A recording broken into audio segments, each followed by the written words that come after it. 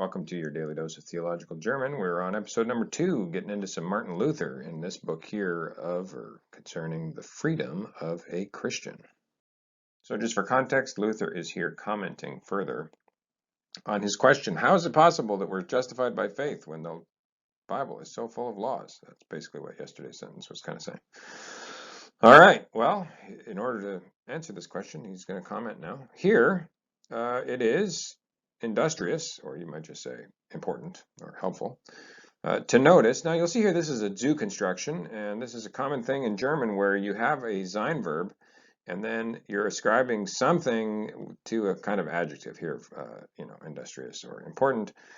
And if you actually just parse out the syntax of these things for a minute, you'll actually realize that the zu construction is a little phrase that's actually sort of functioning as the subject of the sein verb. So you could move the sentence around in English and say, to notice or to take note of is helpful, or to notice is important.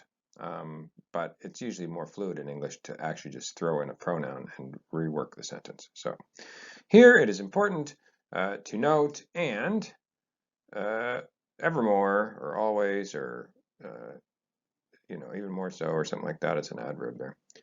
With earnestness, you can see this is a cognate of the English word earnest, but you might actually just say seriousness. And more so or even more to hold on to with seriousness. Okay, it's important to note and hold on to with seriousness what?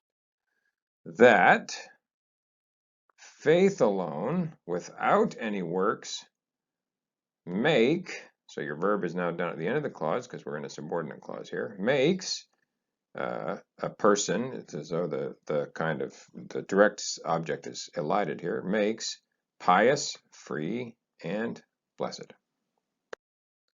As we hereafter, in more detail, note that you have a comparative ending on here. In more detail, we'll hear this werden verb here is at the end of the clause, so that's your main verb. It is an auxiliary though, and so werden, when it's an auxiliary, if it is complemented by an infinitive, which it is here, becomes a future tense. And so that's how you do that in German. So we will hear hereafter in more detail. And one must recognize, what must one also recognize? That the entire Holy Scripture, and then here you have werd, that's your werden verb again, just like we had before. This time, though, it's complemented by a participle, which you can tell from the ge prefix, and that participle with werden is going to be a passive construction, whereas the infinitive with werden was a future tense. So you just have to kind of keep those two things clear in your mind. So this is a passive construction. So the entire Holy Scripture is divided. Teilen is a verb meaning to divide. Is divided into duality of words, but you might actually just want to say into two kinds of words, which are commandment or law of God and foretelling or promising.